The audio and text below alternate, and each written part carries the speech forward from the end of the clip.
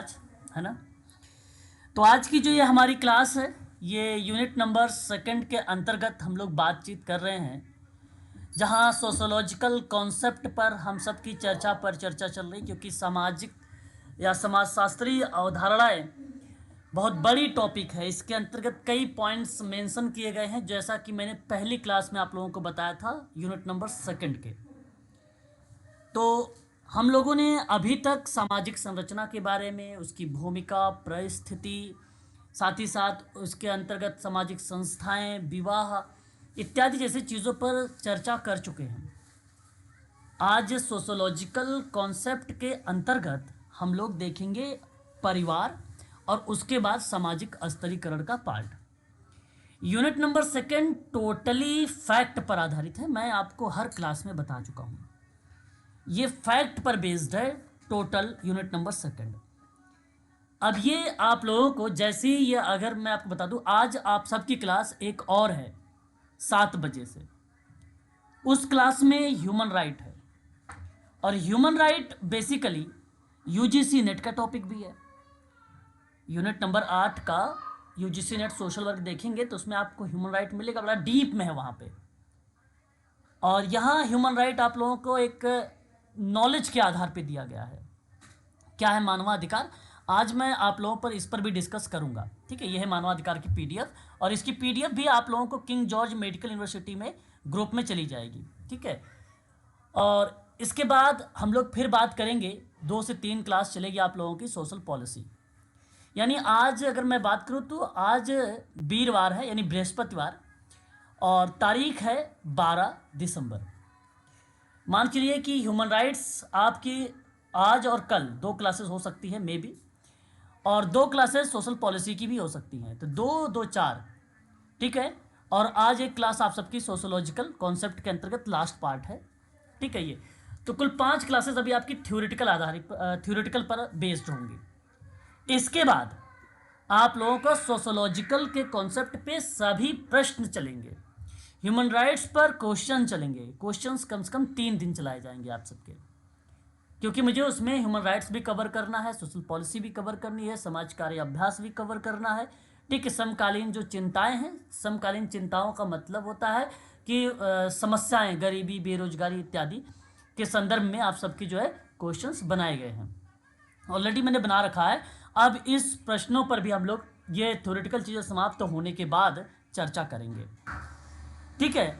दूसरी चीज़ आप ध्यान रखें कि इसका एग्ज़ाम, मान के चलिए, मैं यही कहना चाहूँगा आप सब लोगों से कि इसका एग्ज़ाम मार्च प्लस है, ठीक है, मार्च प्लस है। और इन केस अगर आप लोग मान के चलिए फरवरी में, मेरा टारगेट है कि फरवरी के माह में ये आपका सिलेबस पूरा का पूरा कवर हो जाए, ये मेरा टारगेट रहेगा।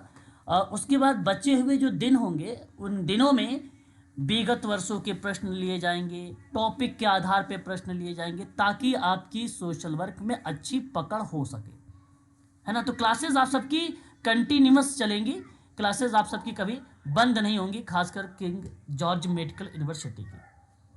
इसका फॉर्म भरा जा रहा है, कुछ बच्चे फॉर्म भर रहे थे, तो उसको लेकर, जैसे भी एक स्टूडेंट अपने क्लास में इस समय रूपा है, लेकर बेसिकली एग्ज़ाम सेंटर को लेकर बड़े कंफ्यूज थे।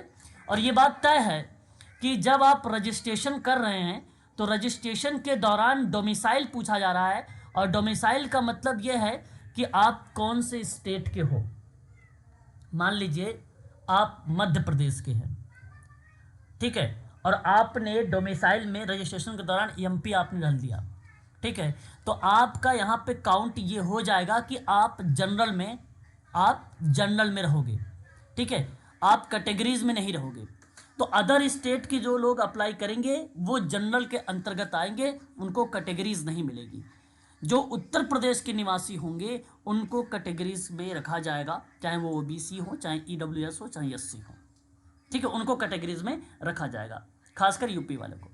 अब बात आती है एग्ज़ाम सेंटर के लेकर, ध्यान से सुनिएगा। अभी लास्ट टाइम में मैंने किंग SGPGI का पेपर करवाया था, इनका क्लास मैंने प्रोवाइड करवाया था आप सभी लोगों को। तो उसमें ऐसा हुआ था कि पेपर जो हुआ था उत्तर प्रदेश में हुआ था, है ना, SGPGI का। और चाहे वो राजस्थान का पेपर हो, चाहे वो हरियाणा का पेपर हो या दिल्ली का ही पेपर क्यों ना मेडिकल सोशल वर्क का हो, तो ऐसे में खासकर जब स्टेट लेवल पर निकाला जाता है तो वो केवल उसी स्टेट में ही एग्ज़ाम होता है।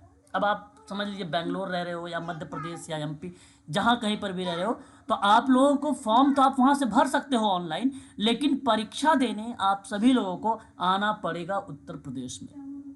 परीक्षा देने आपको यूपी आनी पड़ेगी, तो परीक्षाएं यूपी में होंगी, है ना।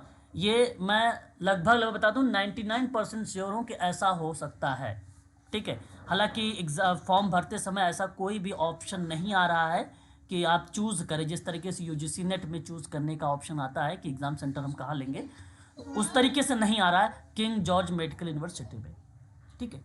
ये रही दूसरी इन्फॉर्मेशंस आप सबके लिए। एक लास्ट इन्फॉर्मेशन ये है आप सबके लिए कि यदि आप फॉर्म भर रहे हैं तो बहुत ही ध्यानपूर्वक फॉर्म को भरें, गलती ना हो, क्योंकि आपको पहले जैसे ही आप रजिस्ट्रेशन करवाते हैं तो उसके बाद आप सभी लोगों का फीस आ जाता है ना, तुरंत फीस का ऑप्शन आ जाता है, तो आपको फीस पेमेंट करनी है, फीस दोबारा रिटर्न बेसिकली नहीं होगी, ठीक है। आप ये सोचो कि किंग जॉर्ज मेडिकल यूनिवर्सिटी आपने उसके एलिजिबल नहीं हुए तो आपको फीस वापस आ जाए, तो फीस वापस नहीं होगी, ये बात ध्यान रखना है आप लोगों को, है ना। आपके पास यदि masters degree in social work में है तो आप फॉर्म को भर सकते हो। मास्टर्स डिग्री में बहुत बच्चे सोशोलॉजी कर रखे हैं, 2-3 फ़ोन मुझे आ चुके हैं। ध्यान रखें कि समाजशास्त्र वाले स्टूडेंट यहाँ पे नहीं भर सकते फॉर्म को, ठीक है। समाजशास्त्र के जो भी स्टूडेंट हैं, मास्टर डिग्री आपकी हो और वो भी सोशल वर्क में हो। सोशल वर्क और सोशोलॉजी दो अलग अलग विषय है, ये बात आपको ध्यान रखना है। तीसरी बात आपको एक चीज़ और बता दें कि इसके अंतर्गत कहीं ये मेंशन नहीं किया गया है कि आप मेडिकल सोशल वर्क के स्टूडेंट हैं, आपने मेडिकल लाइन से समाज कार्य पढ़ा है तो आप फॉर्म को अप्लाई कर सकते हो। आप अगर डिजास्टर मैनेजमेंट से हो तो आप भी फॉर्म को भर सकते हो, क्योंकि इसने साफ शब्दों में कहा है masters degree in social work, ठीक है, ये शब्द मेंशन किया है, तो इसलिए फॉर्म आप भर सकते हो। एक्सपीरियंस आपके वेलफेयर डिपार्टमेंट में हो या हेल्थ एजेंसी में हो, अगर आपके पास एक्सपीरियंस है तो उसका लेटर भी लगाया जाएगा, ठीक है, ये बात ध्यान रखें। इनकेस ऐसा हो सकता है जब सिलेक्शन आपका हो तो आपके जो एक्सपीरियंस लेटर मिल रहे हैं वहाँ पर कॉल भी जाए कि ये बंदा वहाँ पे काम किया है या नहीं किया है, इसलिए फेक यानी डुप्लीकेट या फेक कुछ इस तरीके के कागजात का आप प्रयोग नहीं करेंगे, और अगर आप ऐसा करते हैं तो आपको वहाँ पे बेसिकली इनवैलिड कर दिया जाएगा, बाहर निकाल दिया जाएगा, आपका सिलेक्शन नहीं होगा। बेझिझक किंग जॉर्ज मेडिकल यूनिवर्सिटी बिना सोचे समझे ऐसा काम करने में सबसे आगे रहेगा, क्योंकि बहुत सारी सीटें हैं, बच्चे भी बहुत सारे क्वालिफाई होंगे, बेसिकली आप सबको पता है नॉर्मलाइजेशन किया जाएगा, उन्हीं के आधार पे इनका सिलेक्शन होगा, है ना। तो आपको हटा के तुरंत दूसरे बच्चों को भी दिया जा सकता है सीट, इसलिए इनकेस ऐसा हो सकता है कि फ़ोन करें, वो लोग पूछें, इंक्वायरी करें कि ये स्टूडेंट क्या वहाँ पे काम किया है इतने साल, इतने तारीख से लेकर इतने तारीख तक, तो वो आप लोगों को ध्यान रख के ही बनवाना होगा, फेक बिल्कुल नहीं बनवाना है, ठीक है। और यदि बनवा भी रहे हो तो पूरा एक्टिव रहना, है ना। वैसे तो बेसिकली वैलिड माना नहीं जाएगा, लेकिन बनवाना नहीं है, ठीक है भाई, ऐसे मैंने बोल दिया, बनवाना नहीं है, फेक कोई भी चीज़ है। स्पष्ट है, क्लियर है, बता दीजिए एक बार आप सभी लोग। ऐसे में तो सर रेगुलर जो स्टडी में है कॉम्पिटिटिव में, तो उसको सर इंटर्नशिप करने का तो समय नहीं मिलता है सर। देखो बात तो सही है, लेकिन फिलहाल ये चीज़ें हैं, क्योंकि अगर आप मान लो अब ऐसा होता है ना, जान पहचान के हमारे पास एनजीओ है, हमने बनवा लिया 6 महीने 1 साल का लेटर और बनवा के उसमें अटैच कर दिया, लगा दिया, सब कुछ ओके ओके, और फिर उसके बाद जब एक दिन भाई हमें वो भी तो करना है, क्लियर भी तो करना है हमें, क्योंकि सिलेक्शन देना है आपको भाई, अच्छी खासी सैलरी उठाओगे आप एक जेन्युइन पर्सन होना आपके लिए बहुत ज़्यादा ज़रूरी है, तो हमें ये स्पष्ट करने के लिए हम ज़रूर कॉल करेंगे, है ना। तो जब कॉल करें और इन केस ऐसा आ गया भाई कि भाई हम तो जानते नहीं इस बंदे को, ये बंदा है कौन, हमने ऐसा कोई लेटर इनको नहीं दिया है, कुछ भी नहीं किया, आजकल तो बहुत कुछ हो जाते हैं ऑनलाइन से, है ना, तो ये बात आप जानते हो, तो तुरंत आपको वो इनवैलिड कर देगा या आपको बाहर निकाल दिया जाएगा, ऐसा होगा, है ना। ऐसा हुआ भी है, ऐसी बात नहीं कि नहीं हुआ है, हुआ भी ऐसी है, ठीक है। तो फिलहाल ऐसा काम नहीं करना है आप लोगों को, चलिए। सर ऐसे तो कभी कभी ऐसा होता है कि ब्लैक लिस्टेड भी कर दिया जाता है। हाँ, अगर आप इस तरीके से धांधली कर रहे हो जैसे गवर्नमेंट के साथ, प्लीज़ म्यूट हो जाइए, आप म्यूट हो जाइए।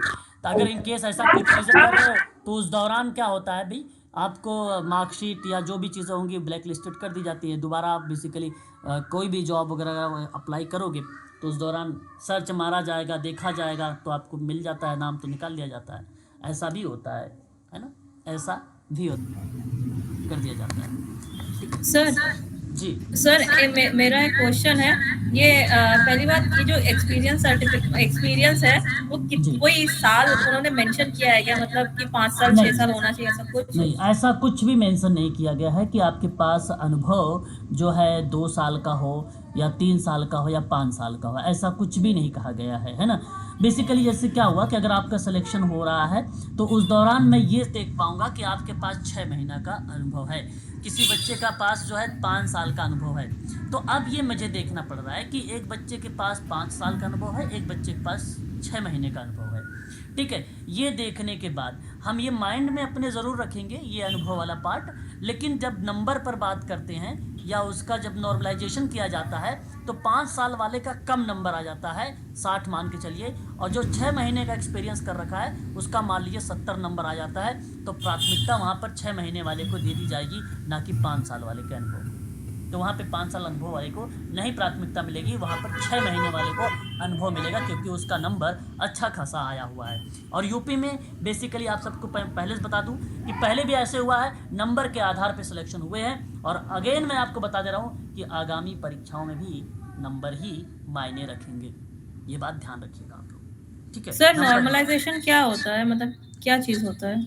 नॉर्मलाइजेशन का मतलब ये होता है मैम, सिंपल सी बात है। अगर मैं आपसे कहूँ कि जैसे सोशल वर्क का पेपर रहा आप लोगों का, सपोज मान के चलिए सोशल वर्क का पेपर एक जो आपका आता है वो सुबह की पाली में है एक सोशल वर्क का पेपर, और एक बच्चा गया शाम की पाली में पेपर देने गया सोशल वर्क का। ठीक है, अब सोशल वर्क का 2 पेपर हो गए, क्योंकि सुबह वाला पेपर हूबहू तो आ नहीं सकता शाम को, है कि नहीं, अलग अलग आएंगे। हो सकता है सुबह वाला पेपर थोड़ा सरल था और शाम वाला पेपर थोड़ा सा कठिन मिल गया। ठीक है, तो इन बच्चों के लिए बेसिकली क्या कराया जाता है, नॉर्मलाइजेशन किया जाता है, तभी तो कठिन वाला जो पेपर हुआ है वो सरल वाले के बराबर में या इक्वल में आ जाता है। यही कारण होता है उनको नॉर्मलाइजेशन, नंबर वगैरह के आधार पे देखा जाता है, सब कुछ है, डिटेल ऑफ इंफॉर्मेशन वगैरह, तब जाके नंबर दिया जाता है बच्चों को, उसी के आधार पे कट ऑफ बनाई जाती है, तब जाके सिलेक्शन होता है। ठीक है, तो ये नॉर्मलाइजेशन का पार्ट बनेगा। ठीक है, और सर जी हमने आपके पास व्हाट्सअप किया है जी मार्कशीट एमएसडब्ल्यू की और सर्टिफिकेट, सर देख लीजिए, हम भर सकते हैं?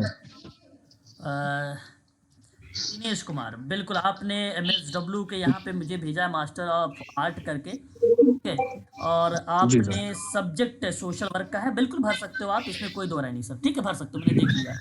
ठीक है, आप भर सकते हो। तो सर थोड़ा हमको भी जानकारी चाहिए सर। देखिए अभी क्लास लेने वाले हैं हम लोग, जानकारी तो शुरुआत करते हैं, है ना। जो भी डाउट रहे हैं आप सभी लोगों को, आशा करता हूँ कि आप लोगों के डाउट क्लियर हो गए होंगे। इन केस और भी कोई डाउट होगा तो एक संडे के क्लास रख लेंगे, उसमें डाउट क्लियर कर देंगे आप लोगों का, है ना। लेकिन जो भी चीज़ें नहीं मिलती है मैं आपको क्लास में बता देता हूँ, है ना। तो ये देखिए पार्ट 3 आप देख रहे हैं इस समय इस PDF पे, ये PDF पार्ट 3 देख रहे हैं, है ना। ऐसी तरीके से मैंने पार्ट 1 पार्ट 2 पार्ट 3 करके PDF बनाया है। क्लास तो बेसिकली देखा जाए तो इसी सोशोलॉजिकल के आधार पे चौथी या 5वीं क्लास है आई थिंक, है ना। तो यहाँ अगर हम बात करते हैं आज का जो हमारा ये टॉपिक रहा है, इसमें मेंशन किया है हमने परिवार को, सामाजिक स्तरीकरण को, बड़ा इंपॉर्टेंट पॉइंट है ये। तो परीक्षा में पक्का बता रहा हूँ, चाहे वो UGC नेट ले लो, चाहे मेडिकल सोशल वर्क ले लो, या अगर आप सेट के स्टूडेंट हो तो उसमें भी सामाजिक स्तरीकरण और परिवार और सामाजिक स्तरीकरण, ये दोनों के दोनों पार्ट आपसे परीक्षा में सवाल बनेंगे। कैसे बनेंगे ये मैं क्लास में बताऊंगा आप लोगों को, लेकिन केवल आज आप लोग ध्यान से पढ़िएगा इस चीज़ को।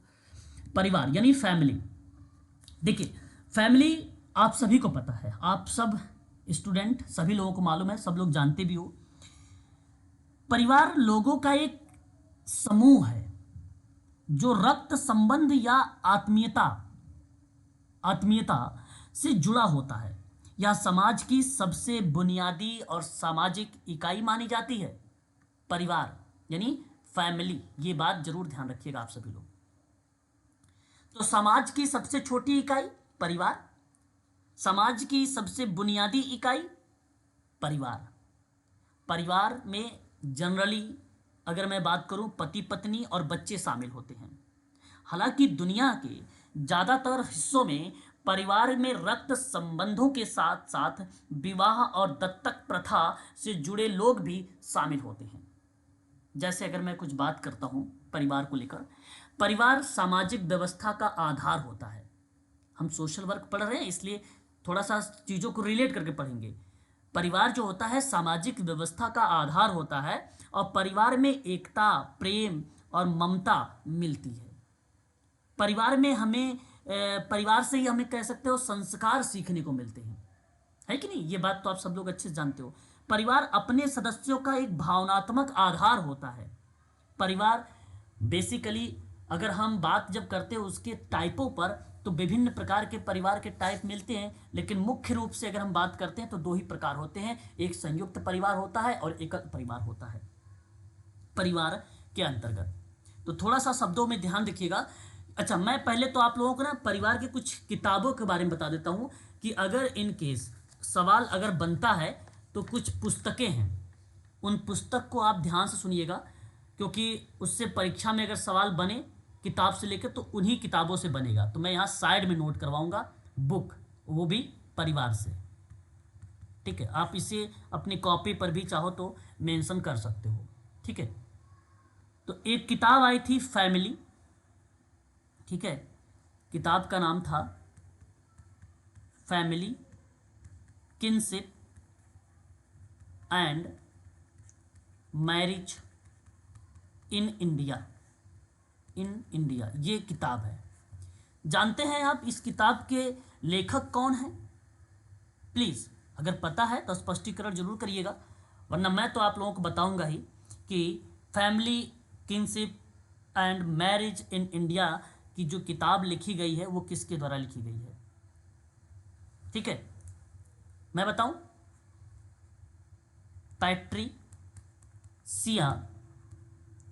पैट्रिसिया ओबरॉय, ये आपको ध्यान रखना है। इस किताब में बताऊं क्या बात कही गई है, एक बात नोट करिएगा अगर चाहते हैं तो आप, या वरना ध्यान रखिएगा। सांस्कृतिक मानदंड और कानून लोगों को उपयुक्त और अनुपयुक्त विवाह साथी के रूप में पहचाना गया है family, kinship and marriage in India वाली पुस्तक में। अंतर विवाह प्रथा के बारे में बताई गई है इस किताब में। बहिर्विवाह प्रथा के बारे में इस किताब में बताई गई है। यहाँ तक कि आयु, जाति, धर्म और सामाजिक वर्ग के अन्य लोगों के विवाह की संभावनाओं पर रोक लगाती है। ये भी क्रियाएं इसी किताब में बताई गई है family, kinship and marriage in India की पुस्तक में। बड़ी ही इंपॉर्टेंट पुस्तक है, ये बात जरूर आप लोग ध्यान में रखेंगे। अब इस किताब के अंतर्गत मैं आपको एक चीज़ और बता दूं, इसके वर्ष को लेकर। देखिए, वर्ष किसी किसी किताबों में बेसिकली देखने को मिलेगा और किसी किसी किताबों में नहीं देखने को मिलेगा। फिलहाल भारत में अगर हम बात करते हैं इस किताब को लेकर तो सन 1955 का एक वर्ष था, उसमें यह किताब का नाम देखने को मिला था, ठीक है? 1955 में ही। लेकिन एक बात और ध्यान रखिएगा कि भारत में विवाह और परिवार, marriage and family in India, ये भी किताब रही है जो 1955 की रही थी। किताब का क्या नाम था? भारत में विवाह और परिवार। इंग्लिश में इसे क्या बोला गया है? नोट करिएगा Rupa madam, marriage and family in India. किसकी किताब ये रही? ये कपाडिया करके नाम आएगा, कपाडिया। ये यूजीसी नेट में आ चुका है सवाल, कपाडिया। इसके अलावा किनशिप एंड मैरिज नाम की एक किताब आई। किंगशिप का मतलब था relationship, kinship and marriage hall कह रहा हूँ यार, मैरिज करके नाम आया था। और ये किताब रॉबिन फॉक्स की थी। रॉबिन फॉक्स ने सन 1967 में ये किताब लिखी थी। क्या नाम था उनका? रॉबिन। 3 किताब बताया और तीनों किताब अपने आप में इम्पॉर्टेंट रही है। के.एम. कपाडिया का नाम भी देखने को मिला है marriage and family in India में। ये बात आपको ध्यान रखना होगा, ठीक है। उसके बाद देखिए, बात अभी ख़त्म नहीं हुई है, आगे बढ़ते हैं, और भी चीज़ों को थोड़ा सा हम लोग ध्यान से सुनेंगे किताबों को लेकर ही, फिर हम आगे चर्चा करेंगे टॉपिक पर। अपने परिवार से ही संबंधित ही चल रहा है हमारा बुक। आगे अगर हम बात करते हैं, एक किताब और इम्पोर्टेंट रही है, वो रही है किनशिप ऑर्गेनाइजेशन, ठीक है, organisation kinship organisation in India. इस किताब के बारे में अगर मैं बात करता हूं तो इसमें एक लेखिका का नाम आता है, जिनका नाम है इरावती कर्वे, बड़े ही फेमस महिला। और इरावती कर्वे एक भारतीय समाजशास्त्री के साथ साथ समाजकारी में अपना एक अहम रोल अदा करती हैं। महाराष्ट्र की रहने वाली महिला हैं और इन्होंने हर इंसान के आसपास के लोगों के संबंधों के बारे में इस किताब में बताया है। इस बात को जरूर ध्यान रखिएगा, भारत में निकट संबंधियों के बीच विवाह की अनुमति नहीं है, ये किताब बताती है किनशिप ऑर्गेनाइजेशन इन इंडिया की। भारत में पीढ़ी की एकता के सिद्धांत का पालन अगर कोई किताब करता है तो वो किनशिप ऑर्गेनाइजेशन इन इंडिया, बड़ी फेमस किताब रही है। यहाँ तक कि 12th में 12 की बात मैं कर रहा हूँ, जो बच्चे सोशोलॉजी वगैरह पढ़ते हैं उसमें ये सवाल आया हुआ है, किनशिप वाला, 12वीं क्लास में, है ना। तो इम्पोर्टेंट किताब रही है, इस चीज़ को भी आप लोगों को यहाँ पे ध्यान रखना होगा। एक और किताब देखिए यहाँ पर, family and kinship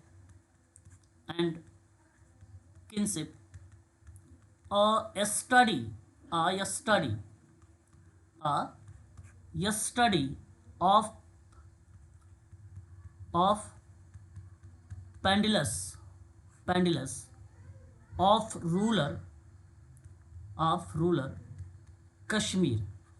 Jammu Kashmir में मेडिकल सोशल वर्क का पेपर हुआ था, उसमें ये किताब आई थी, पूछी गई थी सन 1990 में। 1990 में ये किताब आई थी। और इस किताब के अगर कोई लेखक रहे हैं तो आप ध्यान रखिएगा, T.N. मदान का नाम आता है, T.N. मदान का नाम आता है। ये चीज़ आपको इसके अंतर्गत ध्यान में रखनी होगी। सोशोलॉजी का एक पेपर हुआ था जनवरी 2017 में, तो वहाँ पे marriage and family in India तो पूछा ही गया था K.M. कपाडिया के द्वारा ही, ठीक है, K.N. कपाडिया के द्वारा ही। लेकिन एक किताब और ध्यान रख से सुनिएगा आप लोग, द रिलीजन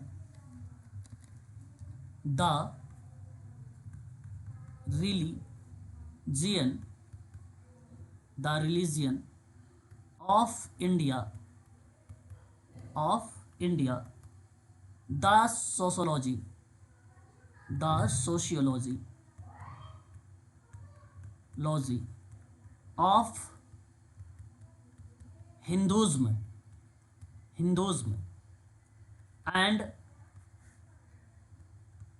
बुद्धिज्म। ये किताब पेपर में आया हुआ था जनवरी 2017 में। इसके अंतर्गत अगर मैं आपसे बात करता हूं तो इसका सही विकल्प जो जाएगा, जो सही पॉइंट इसके रूप में जाएगा, वो मर्डोक का नाम शामिल होगा, G.P. मर्डोक, ठीक है।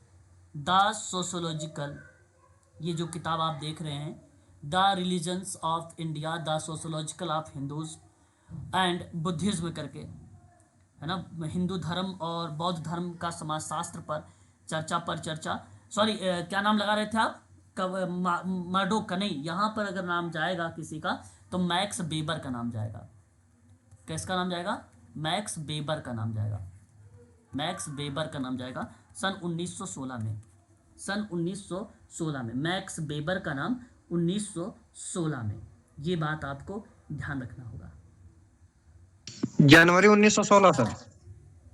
हाँ, कर लीजिए, जनवरी 1916, ठीक है, ये आपको ध्यान रखना होगा। एक शॉर्ट हिस्ट्री ऑफ मैरिज किताब, शॉर्ट हिस्ट्री ऑफ मैरिज, ये किताब किसके द्वारा लिखी गई है?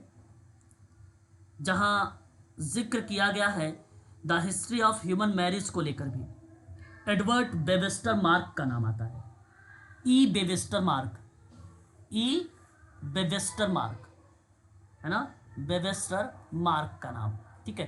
तो ये मैंने कुछ किताब लिख के बताया है आप लोगों को। सन 1891 में ये किताब आई थी, ठीक है। तो ये मैंने कुछ आपको लिख कर बताया है, ये चीज़ें आपको ध्यान रखना होगा। चलिए अब बढ़ते हैं टॉपिक पर।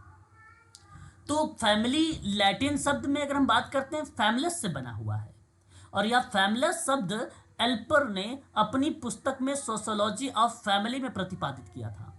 नाम याद रखेंगे, ये सभी चीज़ें इंपॉर्टेंट के दृष्टिकोण से हैं। सोशियोलॉजी ऑफ फैमिली की एक और पुस्तक आपके सामने प्रकट हो गई, वो आ गया एल्पर का नाम। और फैमिली शब्द रोमन भाषा में फैमिलिया से निकला है।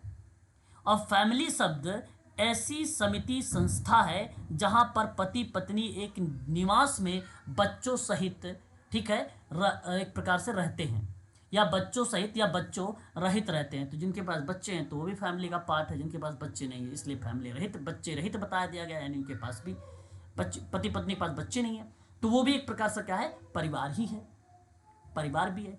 लेकिन आपको देखो सोशल स्ट्रक्चर एक किताब आई है, वेरी वेरी मोस्ट इम्पॉर्टेंट। जनवरी 2017 में ये भी सवाल पूछा गया था कि सोशल स्ट्रक्चर किसकी किताब है, तो मर्डोक का, जीपी मर्डोक की है। 1949 में ये किताब आई थी।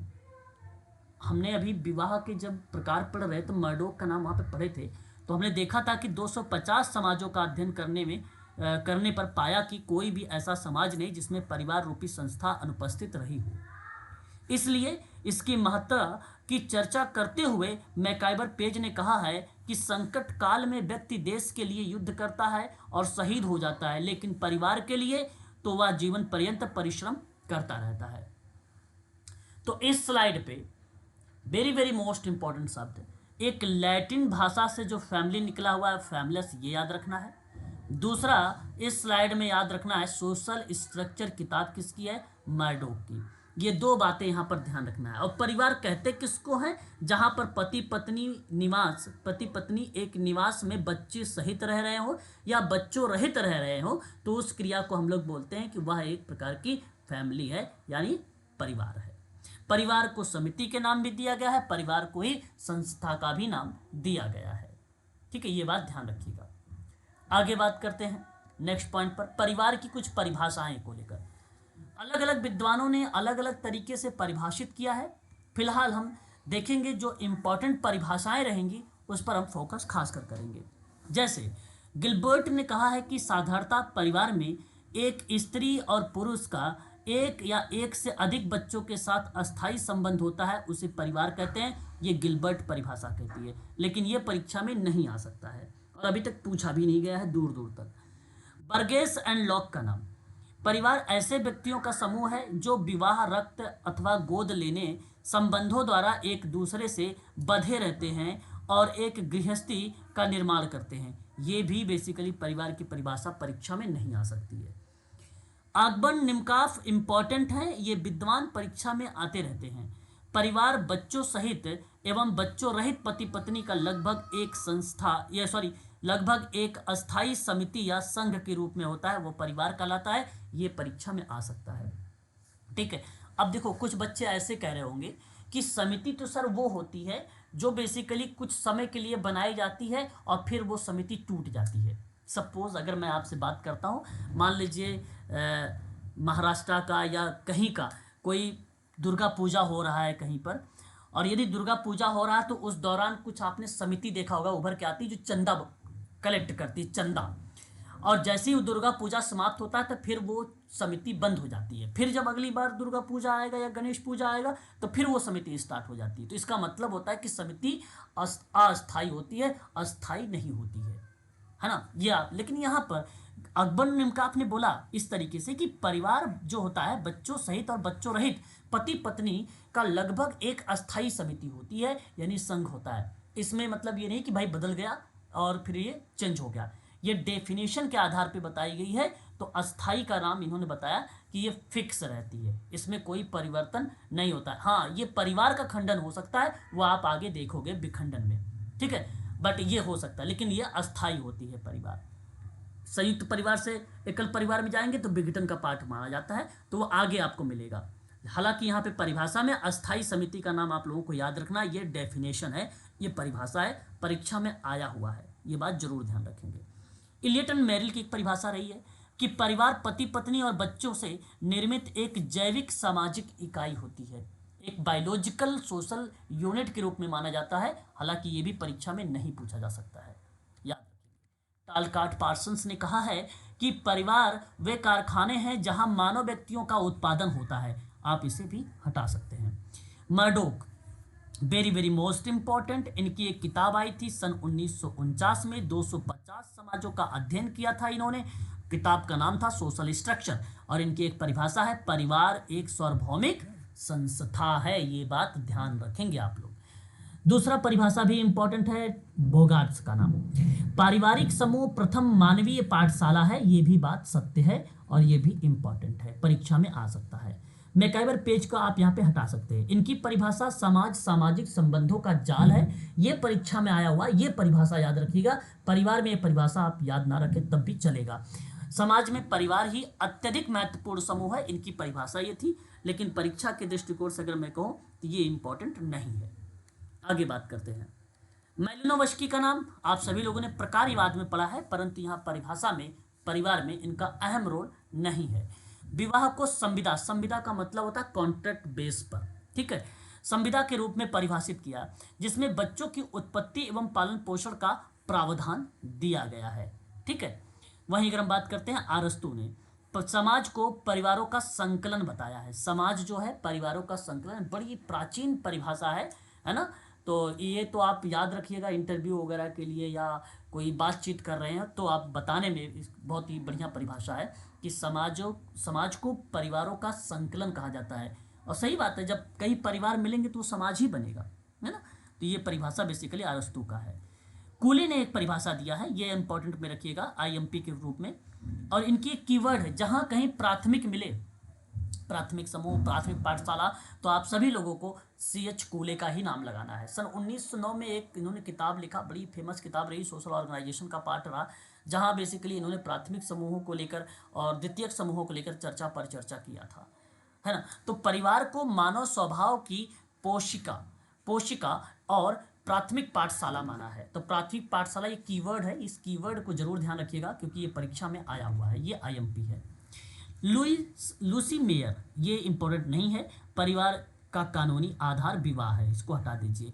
अगस्ट काम्टे ने व्यक्ति नहीं बल्कि वरन परिवार को ही समाज की आधारभूत इकाई माना जाता है, ठीक है, तो इसे भी आप हटा दीजिए। अगस्ट काम्टे बेसिकली समाजशास्त्र के जनक कहे जाते हैं, पिता कहे जाते हैं, इस बात को आप जरूर ध्यान में रखेंगे। तो ये था परिवार को लेकर थोड़ी सी डेफिनेशन जो मैंने अभी आप लोगों को नोट करवाया है, ये जरूर आप सभी लोग परिवार के डेफिनेशन में याद रखेंगे नाम को लेकर, ठीक है। और भी 2-3 परिभाषाएं हैं, जैसे अगर मैं आप लोगों से परिवार की परिभाषा में ही प्रश्न कर रहा हूँ तो याद रखेंगे। कुछ विद्वानों ने कहा कि परिवार एक सार्वभौमिक संस्था है। परिवार जो होता है वो क्या है, सार्वभौमिक संस्था है। अब जानते हैं सार्वभौमिक संस्था किसने माना। अब भाई समिति अगर पूछता तो आप बता देते, है ना। अस्थाई समिति किसने बताया, अभी ऊपर बताया मैंने आप लोगों को, प्लीज स्पष्टीकरण करिएगा थोड़ा जल्दी। सार्वभौमिक संस्था मानव ने बताई। अरे भाई अभी मैंने ऊपर आप लोगों से एक मैंने बताया कि अस्थाई, आगमन और निम्कोफ। हाँ, आगमन और निम्कोफ आपने बताया, बिल्कुल बहुत बढ़िया जवाब, यही मैं पूछ रहा था। और मैं अगर आपसे पूछता हूँ कि परिवार एक सार्वभौमिक संस्था के रूप में रोल अदा करती है, तो उस प्रक्रिया में नाम याद रखेंगे आप लोग किसका, मर्डोक का। मर्डोक का नाम याद रखेंगे आप सभी लोग, बड़ा ही फेमस नाम रहा है।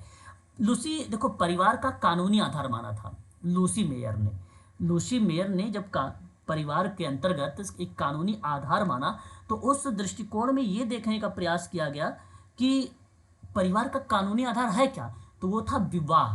वो क्या था, विवाह था। तो उस प्रक्रिया में इन्होंने जिक्र किया था, ठीक है। लेकिन जब बात आती है कि परिवार का मुख्य आधार भावनात्मक लगाव है, क्या है, भावनात्मक लगाव है, तो भावनात्मक जो लगाव है वो IP देसाई का नाम आता है, IP देसाई का नाम आता है, ये भी परीक्षा में आया हुआ है। तो इस चीज़ को भी आप लोग को यहाँ पे ध्यान में रखना होगा। 2-3 कीवर्ड्स थे जो आप सबके लिए काफ़ी इंपॉर्टेंट थे। ठीक है, चलिए आगे बढ़ते हैं हम परिवार की विशेषताओं को लेकर। इसके फीचर क्या क्या है परिवार के। हालांकि आप सब जानते हैं भली भांति तरीके से कि बच्चों का पालन पोषण होता है ये, यहाँ अगर हम बात करते हैं, साथ ही साथ दीर्घकालिक समूह होता है ये, रक्त संबंधों का बंधन होता है परिवार, भावनात्मक लगाव होता है। भावनात्मक लगाव किसने कहा, अभी मैंने बताया, देसाई ने बताया। किसने, देसाई ने। जैसा ही सामाजिकरण होता है, सदस्यों का उत्तरदायित्व होता है, इसमें सामाजिक नियंत्रण का प्रभावी साधन होता है। परिवार समाज की मौलिक इकाई होती है, मौलिक इकाई होती है। देखिए ध्यान रखिए, जैविक इकाई पर अगर बात मैं कर रहा हूँ, मैंने हालांकि इंपॉर्टेंट के रूप में नहीं नोट करवाया था, मैंने अभी आपको बताया भी है कि परिवार जो है बेसिकली एक जैविक सामाजिक इकाई, तो वो इलियट मैरिल का नाम आता था, लेकिन यहाँ पे मौलिक इकाई के रूप में एक डेफिनेशन के साथ साथ आप लोग याद कर सकते हो इसकी खास विशेषता के रूप में। परिवार में एक सीमित आकार भी होता है ना, एक सीमित आकार, भाई 10 लोग हैं, 15 लोग हैं, 5 लोग हैं, 6 लोग हैं, ये भी चीज़ें देखने को मिल सकती है। यहाँ आप ना संयुक्त परिवार का और एकल परिवार की दोनों के अगर आप फीचर लिख दोगे तब भी आपका चल जाएगा, ये क्योंकि परिवार का ही फीचर पूछा जा रहा है। उसके बाद आता है आर्थिक व्यवस्था भी है परिवार, एक निवास स्थान भी होता है परिवार। हालांकि मैंने अभी आपको शुरुआत में बता दिया था आप सभी लोगों को कि जहाँ पर पति पत्नी एक निवास में बच्चों सहित या बच्चों रहित रहते हैं वो बेसिकली क्या कहलाता है, परिवार कहलाता है, यानी फैमिली कहलाती है। तो फैमिली ऐसी समिति, संस्था, संघ के रूप में जानी भी जाती है। और दूसरा सार्वकालिक एवं सार्वभौमिक संस्था है। मैंने परिवार को अभी भी नोट करवाया है कि एक सार्वभौमिक संस्था है। किसका नाम नोट करवाया था, बताइए जल्दी से। मर्डॉक सही जवाब, मर्डोक का नाम आ जाएगा।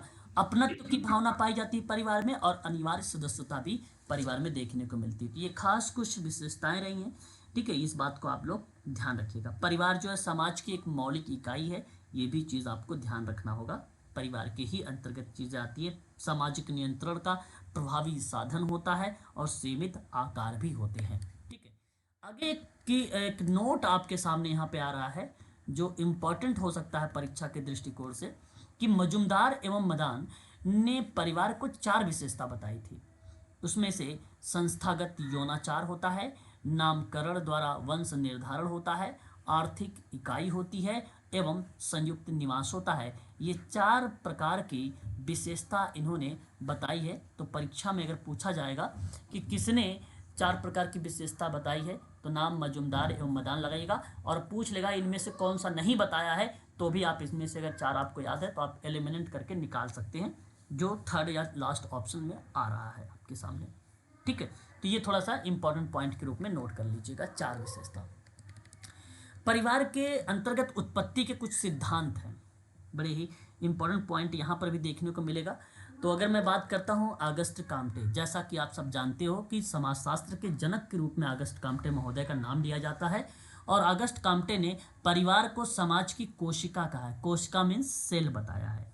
ठीक है, मैकाइबर एंड पेज के अकॉर्डिंग कहा गया कि उत्पत्तियां सदैव आगमन होती हैं, अर्थात मानव जब पृथ्वी पर आया, मतलब आगमन का मतलब आने की परिप्रेक्ष्य में बात हो रही है, तभी से परिवार भी अस्तित्व में आया। ठीक है, और परिवार की उत्पत्ति के संबंध में समाजशास्त्रियों एवं मनोवैज्ञानिकों में काफ़ी मतभेद रहे हैं। ठीक है, इसको लेकर तो अलग अलग विद्वानों ने अलग अलग तरीके से सिद्धांत प्रतिपादित किए हैं। ये सिद्धांत बड़े इंपॉर्टेंट होने वाले हैं आप लोगों के सामने, लगभग 7-8 सिद्धांत मिलेंगे। इस चीज़ को आप जरूर ध्यान रखेंगे। पहले पॉइंट पर एक आता है शास्त्रीय सिद्धांत। ये शास्त्रीय सिद्धांत बड़ा प्राचीन के नाम से जाना जाता है। जब भी कहीं आपको शास्त्रीय सिद्धांत के अंतर्गत पूछा जाए परिवार के टाइप को लेकर या समाज के बिहेवियर को बदलने को लेकर, तो उस क्रिया में अलग अलग विद्वानों के नाम देखने को मिलता है। आपने एक नाम पढ़ा होगा शास्त्रीय अनुबंधन का सिद्धांत, और वो भी प्राचीन सिद्धांत ही रहा है, और मुझे उम्मीद भी है कि आप लोगों में से कोई भी बच्चा नहीं होगा जिसको ना पता होगा शास्त्रीय अनुबंधन का सिद्धांत। प्लीज़ एक बार स्पष्टीकरण करेंगे किसका है ये, प्लीज़। शास्त्रीय अनुबंधन, सॉरी क्या बता रहे हो मैडम, सर बता रहे हो, फिर से बताएं प्लीज। मैं बताऊं शास्त्रीय, हाँ जो देखिए जो शास्त्रीय अनुबंधन का सिद्धांत है इवान पैट्रिक पावलाव का है, आईपी पावलाव का है। सन 1904 में ये सिद्धांत दी गया था या थ्योरी दी गई थी। हालांकि शास्त्रीय सिद्धांत में जब परिवार का सिद्धांत आता है तो इसका प्रतिपादन प्लेटो एंड अरस्तू ने किया था। इसी सिद्धांत परिवार की उत्पत्ति में पुरुषों को महत्वपूर्ण भूमिका प्रदान की गई थी और यह सिद्धांत के अनुसार कहा गया कि परिवार का आरंभिक रूप पितृसत्तात्मक था और यह सिद्धांत आया था 1861 में। हेनरी मेन ने इसे आगे बढ़ाया था। प्लेटो और अरस्तू ने मिलकर शास्त्रीय सिद्धांत परिवार में दिया और कहा कि यह शास्त्रीय सिद्धांत में पुरुषों की प्रधानता हुआ करती थी। पहले पुरुष जो होते थे मुख्य के रूप में या मेन के रूप में जाने जाते थे, इसलिए पितृसत्तात्मक, सत्ता का मतलब होता था अधिकार, पिता का अधिकार ज़्यादा चलता था, ठीक है, पुरुषों का अधिकार ज़्यादा चलता था। और ये 1861 में आया और इसी शास्त्रीय सिद्धांत को आगे कौन बढ़ाया है तो हेनरी मेन ने बढ़ाया है। ये बात ध्यान रखना है, बहुत इंपॉर्टेंट है, परीक्षा में सुमलित को लेकर सवाल पूछेगा ये आपके सामने। दूसरा पॉइंट, यौन साम्यवाद का सिद्धांत एक आता है। इस सिद्धांत का प्रतिपादक मॉर्गन है, फ्रेजर है और ब्रीफॉल्ट और लुबोक है। अब सोच रहे होंगे इतने सारे नाम कैसे याद होंगे। मैं आपको बताता हूँ कि आप पीडीएफ को भी कभी कभी पढ़ा करें और दूसरी चीज़ जब मैं प्रैक्टिस करवाऊँ तो उनमें मैं जब भी नाम इनका आता है तो मैं रिकॉल करवा देता हूँ आप लोगों को फटाफट। तो इसलिए क्लास कभी स्किप मत करिएगा, अगर स्किप करेंगे तो वो चीज़ें भी माइंड से स्किप होती चली जाएंगी। मुझे जैसे ही कोई चीज़ याद आता है कि ये चीज़ें रिलेट कराने के लिए तो मैं तुरंत आपको दूसरे टॉपिक पे भी रिलेट करवा देता हूँ आप लोगों को, ताकि आपको वो चीज़ें याद रहें, भूल ना जाएं आप लोग। तो इसलिए ये याद होंगे, निश्चिंत रहें, बशर्ते आप समय समय पर भी पीडीएफ वगैरह को भी सीन किया करें। इन लोगों की मान्यता थी कि प्रारंभ में किसी भी प्रकार की परिवार रूपी संस्था नहीं पाई जाती है, यौन संबंधों पर किसी प्रकार का नियंत्रण नहीं था, कोई भी पुरुष किसी स्त्री के साथ यौन संबंध स्थापित कर सकता था और इसी अवस्था को इन्होंने यौन सामान्य अवस्था या कामाचार की अवस्था को भी बोला है। ठीक है, तो कामाचार की अवस्था किसने कहा है तो या तो मॉर्गन या तो फ्रेजर या तो ब्रिकफॉल्ट या तो लू बॉक का नाम आएगा। या आपसे ये पूछा जाएगा आप लोगों से कि यौन साम्यवाद का सिद्धांत किसके द्वारा दिया गया, तो आप मॉर्गन, फ्रेजर, ब्रिफॉल्ट या लुकॉप का नाम किसी का पूछा जा सकता है। हालांकि सबसे ज़्यादा इंपॉर्टेंट पहला वाला है, दूसरा वाला उतना इंपॉर्टेंट नहीं है, फिर भी आप याद रख सकते हैं। तीसरा part very very most important है, एक विवाही सिद्धांत है ना। इसका प्रतिपादन वेबस्टर मार्क ने अपनी एक पुस्तक में किया था। वेबस्टर मार्क की किताब मैंने अभी अभी आप लोगों को नोट भी करवाया है, आशा करता हूं शायद आपको याद भी होगी। क्या बता सकते हो वेबस्टर मार्क की किताब का नाम प्लीज? वेबस्टर मार्क की किताब short history of marriage. Short history of marriage, very very most important. बहुत बढ़िया जवाब दिया आपने मैडम। यही कहा है उनकी किताब में कि वेबस्टर मार्क का कहना है कि परिवार में एक विवाही परिवार की प्रथा आदि परंपरा रही है और अन्य विवाह जैसे बहुपत्नी परिवार रोगों की भांति बाद में आए हैं।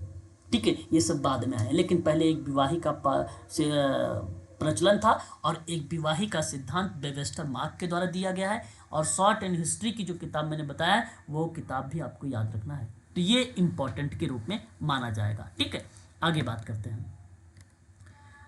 उसके बाद मातृसत्तात्मक सिद्धांत का प्रतिपादन ब्रिफॉल्ट ने अपनी एक पुस्तक में द मदरसा में किया है। इस सिद्धांत के समर्थक अगर कोई रहा है तो टाइलर और बकोफन महोदय जो है इस सिद्धांत में एक अपना अहम रोल अदा किए हैं। लेकिन ये चीज़ ज़रूर ध्यान रखेंगे, द मदरसा एक पुस्तक रही है, इस पुस्तक के लेखक कौन रहे हैं तो ब्रिफॉल्ट रहे हैं। ब्रिफॉल्ट ने कौन सा सिद्धांत दिया है तो मातृसत्तात्मक, मतलब माता का रोल यहाँ पर बहुत अहम था। किसका? माता का रोल बहुत अधिक माना जाता है और यही किताब इनके द्वारा दिया गया है, इस चीज़ को ध्यान रखिएगा। ब्रिफॉल्ट ने बताया है द मदर वाली पुस्तक में कि पहले मात्र सत्तात्मक परिवार बना और फिर सत्प्रत्य सत्तात्मक बना। इसी सिद्धांत को E.V. टाइलर और बछोफेन, कहीं कहीं बकोफेन के बजाय क्या लिखा आ जाता है बछोफेन, ये भी नाम बात सिमिलर है। इन्होंने इस सिद्धांत को बेसिकली क्या किया था, स्वीकार भी किया था। तो याद रखेंगे, ये बड़ा ही इम्पोर्टेंट है। द मदर्स बुक करके ये पुस्तक पेपर में आ चुका है, पूछा भी जा चुका है। ठीक है, ये लॉ के पेपर में आया हुआ सवाल है, लॉ के पेपर में। ठीक है, पूछा हुआ था द मदर किताब किसकी लिखी हुई थी, ये लॉ में आया था, तो IMP है, ये चीज़ ध्यान रखिएगा। टाइलर का मत है कि पहले परिवार मात्र सत्तात्मक थे, फिर मात्र सत्तात्मक एवं पितृ सत्तात्मक का मिश्रण बन गया, बाद में पितृ सत्तात्मक व्यवस्था अस्तित्व में आ गई। यानी देखो, मात्र का मतलब होता है माता का अधिकार और पितृ सत्तात्मक का मतलब होता है पिता का अधिकार। ये बात ध्यान रखेंगे आप लोग, पता चलेगा आप लोग इसी में कंफ्यूज हैं तो फिर तो दिक्कत हो जाएगी। आगे बात करते हैं प्रगतिवादी का सिद्धांत, इसके प्रतिपादन आगबन। आगबन एक ऐसा विद्वान है, मैं आपको बता दूं कि सोशल चेंज, कल्चर लैग जैसी किताबों पर एक अपना अहम रोल अदा करते हैं। साथ ही साथ सामाजिक परिवर्तन के अलावा परिवार में प्रगतिवादी सिद्धांत पर भी इन्होंने विचार विमर्श किया है और इसी सिद्धांत के अनुसार कहा गया कि परिवार विकास का एक सरल रेखा में होता है। परिवार प्रगति करता है और प्रगति के बाद अपनी मूला अवस्था में वापस नहीं लौटता है। और ये बात सही है कि जो एक बार अवस्था बीत गई दोबारा वो अवस्था नहीं आती है, ये बात आप भली भांति तरीके से जानते हैं। पॉइंट नंबर 7, आर्थिक सिद्धांत। इसका प्रतिपादक Ralph Linton, very very most important point और पर्सन राल्फ लिंटन। आप लोगों ने भूमिका और परिस्थिति पर अभी लास्ट क्लासेस में आप सभी लोगों ने चर्चा मेरे से ही सुना है, जिसके जनक राल्फ लिंटन का नाम देखने को मिलता है। क्यों? बात सही है? बताइए, क्या आपने पढ़ा अभी लास्ट टाइम में? मैंने आपको बताया था, एक बार स्पष्ट। जी सर। तो यही अगर मैं आपसे बात करता हूं कि मनोविज्ञान में भूमिका शब्द का सर्वप्रथम प्रयोग तो बेसिकली G.H. मीड महोदय ने mind and self and society में किया था, लेकिन राल्फ लिंटन ने एक परिस्थिति धारण करने के कारण व्यक्ति को कार्य करता है और वह उसी पद की भूमिका के रूप में जाना जाता है। तो उस कंडीशन में भी परिस्थिति को लेकर राल्फ लिंटन ने 1936 में 3 प्रकार बताया था, याद आ रहा होगा, प्रदत्त परिस्थिति, अर्जित और काल्पनिक परिस्थिति। ये राल्फ लिंटन का नाम था, ये राल्फ लिंटन का नाम था, ये बात आप जरूर ध्यान में रखेंगे, राल्फ लिंटन का। ठीक है, बहुत ही फेमस पर्सन है राल्फ लिंटन। ठीक है, ये बात जरूर ध्यान में रखेंगे आप सभी लोग। राल्फ लिंटन ने 2 प्रकार की भूमिका बताई है, जानते हो कौन कौन सा? प्रदत्त और अर्जित। प्रदत्त और अर्जित 2 प्रकार की भूमिका बताई है, ये भी नाम आता है राल्फ लिंटन का। ठीक है, आगे देखिए, फिर कहता है कि ये अर्थ बढ़ने के साथ साथ एक विवाह को मान्यता देता है। आर्थिक सिद्धांत विवाह में राल्फ लिंटन का ही प्रतिपादन देखने को मिलता है। उद्विकासीय सिद्धांत में प्रतिपादक जो है बच्चोफेन कहिए या बकोफेन कहिए, तो यहाँ पर बात वही आ जाती है। ठीक है, मैं आपके पेपर में भी इसी तरीके की चीज़ें देखने को मिल सकती है। तो मात्रात्मक सिद्धांत में जहाँ पे ब्रिफाल्ट ने द मदर्स वाला किताब अभी आपने ऊपर देखा है, उसी सिद्धांत के समर्थक टाइलर के साथ बच्चों फेन महोदय का नाम आता था। ठीक उसी प्रकार से उद्विकासीय जो सिद्धांत रहा है, इस सिद्धांत में बच्चों फेन का नाम है, लेकिन मॉर्गन ने इस सिद्धांत को विस्तृत क्या किया है, व्याख्या किया है। ठीक है, ये बात आपको ध्यान रखना होगा। चलिए आगे बढ़ते हैं।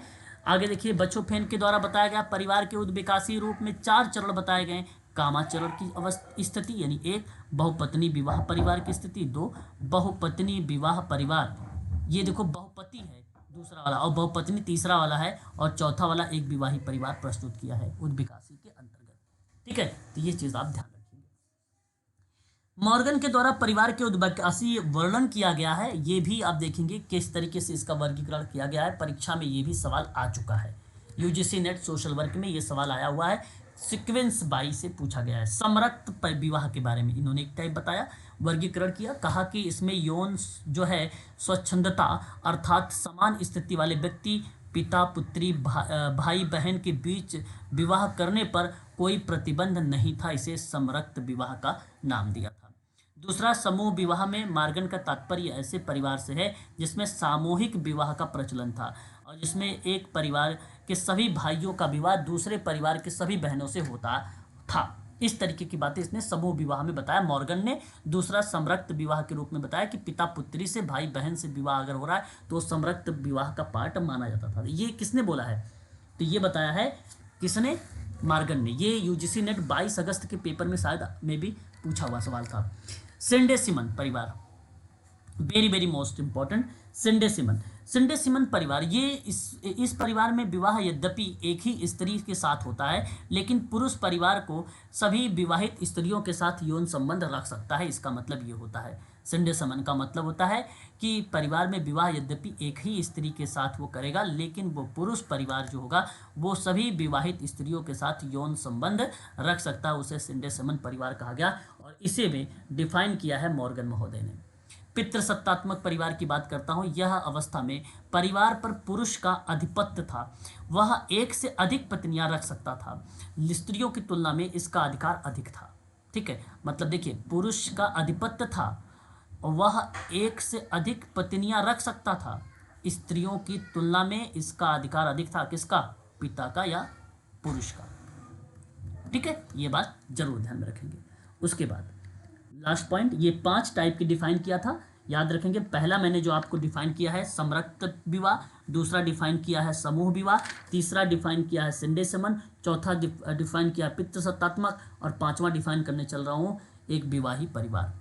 इस मॉर्गन ने इसमें कहा कि परिवार के विकास के अंतिम और आधुनिक अवस्था एक विवाही परिवार होता है। इसमें एक पुरुष एक ही स्त्री से यौन संबंध रखता है। वर्तमान में इस उद्विकासीय सिद्धांत का बहुत ही विरोध किया गया, और विरोध करने वाले जैसे वेस्टर मार्क थे और रिवर्स थे, और A.N.W. टॉमस थे, काली एवं स्टार्क महोदय रहे। वेस्टर मार्क ने एक विवाही परिवार के अलावा अन्य परिवार को रोग की भांति बाद में उत्पत्ति बताया, ये चीज़ें। और अभी आपने हिस्ट्री ऑफ शॉर्ट जैसी किताबों के बारे में भी वेस्टर का नाम देखा है, तो आलोचनात्मक में रूप में ये देखने को मिल जाता है। हालांकि एक विवाही में इन्होंने एक साफ शब्दों में कहा कि अंतिम और आधुनिक अवस्था ये माना जाता है एक विवाही परिवार। ठीक है, और इसमें ना एक पुरुष एक ही स्त्री से यौन संबंध रखेगा, ये एक विवाही परिवार का पार्ट है, लेकिन वर्तमान में इसी का विरोध भी हुआ है। ठीक है, ये बात आप कह सकते हैं। लॉरेंस स्टोन महोदय ने ऐतिहासिक परिप्रेक्ष्य के दृष्टिकोण से देखा जाए तो परिवार के 3 चरणों को बताया है। 5 चरणों को बताने वाला नाम मॉर्गन का आता है, जो वर्गीकरण मैंने अभी लास्ट टाइम में बताया है, अभी जस्ट अब बता रहा हूं आपको लॉरेंस स्टोन के द्वारा। 3 प्रकार, इतना इंपॉर्टेंट नहीं है, परीक्षा में नहीं आया हुआ, फिर भी आप एक बार देख लीजिए। खुला वंशावली परिवार एक होता है, ये 16वीं शताब्दी में आया था। प्रतिबंधित पितृसत्तात्मक परिवार होता है, 16वीं से 18वीं शताब्दी में आया था। ठीक है, और बंद घरेलू मूल परिवार ये 18वीं सदी से आज तक आता है, 21वीं सदी तक माना जाता है। तो ये पार्ट इसके अंतर्गत लॉरेंस स्टोन का नाम मिलता है 3 चरणों में। 3 चरणों में, ये बात आप ध्यान रखिएगा। बात करते हैं परिवार के प्रकार। परिवार के प्रकार बेसिकली अलग अलग विद्वानों ने अलग अलग तरीके से बताए हैं, लेकिन मैं यहाँ आपको बताने वाला हूँ 6 प्रकार का परिवार, अलग अलग आधार पे विभिन्न विचारों या विभिन्न परिवारों के वर्गीकरण के बेस पर बताने वाला हूँ। जैसा कि संख्या के आधार पे अगर मैं आपसे बात करूँगा तो आप ध्यान से सुनिएगा, इसमें 3 प्रकार होता है। पहला एक होता है न्यूक्लियर फैमिली। न्यूक्लियर फैमिली को केंद्रीय परिवार भी कहा जाता है। इस परिवार में एक छोटा सा रूप होता है जहाँ एक पुरुष, स्त्री और उसके आश्रित बच्चे मिलकर बना होता है, या आश्रित बच्चे बेसिकली माता पिता या पुरुष और स्त्री पर क्या होते हैं, निर्भर होते हैं, उसमें ये शामिल होता है। इसमें रिश्तेदार शामिल नहीं होते हैं, इसमें अविवाहित बच्चे भी शामिल हो सकते हैं, विवाहित बच्चे और अविवाहित बच्चे भी शामिल हो सकते हैं। ठीक है, ऐसा कहा जाता है। कहीं ना कहीं ये एकल परिवार जैसा, या आप ऐसा कह लीजिए कि प्रक्रिया जो रिप्रेजेंट होता है नाभिकीय परिवार का, वो केंद्रीय परिवार का ही पार्ट माना जाता है। तो आप इन शब्दों में कह सकते हो कि ये एकल फैमिली का पार्ट है। संयुक्त परिवार जॉइंट फैमिली होती है, जैसा कि आप सबको पता है, ऐसा कोई भी स्टूडेंट नहीं है जिसको ना पता हो। एक ही रसोई होता है, ठीक है, सामूहिक तरीके से सामूहिक पूजा वाला जो घर होता है, रूम होता है, वो एक ही होता है। उसमें दादा दादी और माता पिता, चाचा चाची, चचेरे भाई, ठीक है, उनकी पत्नी, विधवा बहन इत्यादि चीज़ें जो है शामिल होती हैं। ठीक है, ये बात ध्यान रखिएगा। इसी में एक नाम आता है J.D. मेन करके, इनकी एक पुस्तक आई थी हिंदू लॉ एंड कस्टम करके, जो मालाबार के नायरों में प्रचलित संयुक्त परिवार को लेकर भारवाड़ को इसका सर्वोत्तम उदाहरण बताया गया था। ठीक है, तो ये संयुक्त परिवार का पार्ट माना जाता है, ये सबको पता है, आप आसानी से इसको क्लिक भी कर दोगे। अब देखिए, ये थोड़ा सा एक नाम आता है, जैसे कि अभी आपको पहला भी पता था न्यूक्लियर फैमिली को लेकर, आपको जॉइंट फैमिली लेकर पता था, लेकिन एक परिवार और आता है, वो विस्तृत परिवार आता है। ठीक है, एक्सटेंडेड फैमिली इसको बोला जाता है इंग्लिश में।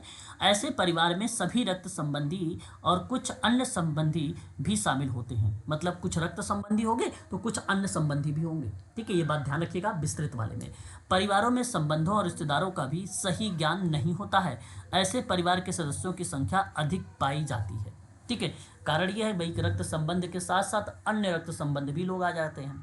ठीक है, उस प्रक्रिया में जैसे मान लीजिए आपकी शादी हुई तो आपकी पत्नी रहेंगी, तो पत्नी के भाई वगैरह भी आके रहने लगते हैं, तो उस प्रक्रिया में यहाँ पे हम इससे कह सकते हैं ये रक्त संबंध का पार्ट थोड़ा सा दूर माना जाता है, तो इसे कहते हैं रिश्तेदार भी वहाँ पे शामिल हो गए। ठीक है, ये चीज़ ध्यान रखिएगा। निवास के आधार पे बात करते हैं। निवास के आधार पे परिवार को अगर डिफाइन किया गया है तो वो 6 प्रकार को डिफाइन किया गया है कि परिवार 6 प्रकार का होता है। परिवार 6 प्रकार का होता है। फिलहाल अब आपको यहीं से थोड़ा सा फोकस करने की आवश्यकता है। जैसे पितृस्थानीय परिवार होता है, जब विवाह के बाद पत्नी अपने पति एवं पति के माता पिता के साथ रहने लगती है तो उसे पितृस्थानीय कहते हैं। मतलब पिता के स्थान पर रह रहे हो, शादी करके बहू को या अपनी वाइफ को अपने पापा के घर पे लाते हो तो उसे पितृस्थानीय परिवार कहते हैं। और अगर मातृस्थानीय परिवार का मतलब होता है कि जब विवाह के उपरांत पति पत्नी के माता पिता के निवास स्थान पर रहने लगे, यानी उसको क्या बोलते हैं, घर जमाई।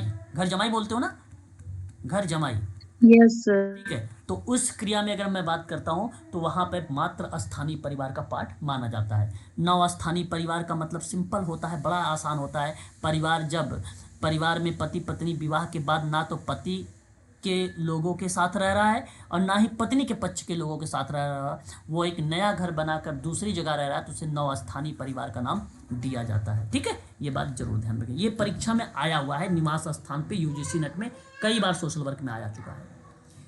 चौथा, मातृस्थानीय परिवार का मतलब क्या है? मात्र पितृस्थानीय। मात्र पितृस्थानीय, जब नवविवाहित दंपति पति और पत्नी में से किसी एक के साथ रहने के बाध्य नहीं होता है, बल्कि किसी के साथ रहने के सहमत हो सकता है। मतलब किसी भी के साथ रहने के लिए सहमत हो सकता है, दोनों तरफ हो सकता है भाई। जैसे मैंने कहा कि पिता के यहाँ भी रह सकता है, माता के यहाँ भी रहेगा, दोनों के यहाँ, दोनों के पास रहेगा। तो इस क्रिया में मात्र पितृस्थानीय का नाम आ जाता है, क्योंकि दोनों नाम मेंशन किया गया है। देखिए, एक नाम आता है कि मामा स्थानीय परिवार ऐसे परिवारों को नवविवाहित दंपत्ति में माँ के भाई अर्थात मामा के परिवार में जाकर रहने लगता है, तो परिवार की व्यवस्था क्या होती है? ट्रोबियाट द्वीप में यह समूह में पाया जाता है। तो ये देखो, मामा के घर पे रहना है, नियोलैंड, इसको क्या बोलते हैं? नियोलोकल, नहीं, एवेंचुअल लोकल। इंग्लिश में क्या बोलते हैं? एवेंचुअल लोकल बोलते हैं, एवेंचुअल लोकल बोलते हैं। मामा के घर पे रहना, एवेंचु लोकल, है ना, लोकल, एवेंचु लोकल बोला जाता है इसको, एवेंचु लोकल। और इस क्रिया में अगर हम बात करते हैं तो इसे मामा के घर पे रहने के बोलते हैं। द्वितीय स्थानीय परिवार में ऐसे परिवार जहां विवाह के बाद पति पत्नी अपने अपने जन्म के परिवारों में ही रहते हैं। तो द्वितीय स्थानीय परिवार, विवाह के बाद पति पत्नी अपने अपने जन्म, मतलब देखो शादी हो गई, अपने अपने घर रह रहे हैं, है ना। और इसमें पति रात्रि में अपनी पत्नी के घर जाता है और दिन में वह अपने जन्म के परिवार में रह जाता है, आ जाता है घर पे, है ना। ये कोई मान लीजिए कोई आदिवासी वगैरह होगा, वहाँ पे चल रहा होगा इस तरीके। द्वितीय स्थानीय परिवार, विवाह हो गया, रात में जाएगा अपने घर पे, जाएगा वहाँ पत्नी के घर पे, फिर दिन में आ जाएगा अपने घर पे जहाँ उसका जन्म हुआ है।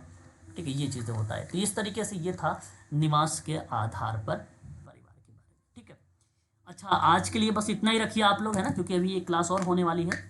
ठीक है, और अधिकार के आधार पर जो है उत्तराधिकार और वंश आधार, ये मैं कल पढ़ाऊँगा आप लोगों को। कल की क्लास में आप लोगों को ये चीज़ें कवर हो जाएंगी। ठीक है, और ये पीडीएफ मैंने आपकी टेलीग्राम पर डाल दिया है, स्पष्टीकरण करिए एक बार। जी सर। हाँ ना, टेलीग्राम पर डाल दिया है, आप लोग वहाँ से आसानी से मिल जाएगा, आप वहाँ से देख सकते हैं। सभी, हाँ, ठीक है, तो ये अब सर जो लोग यूजीसी नेट वाली क्लास नहीं करेंगे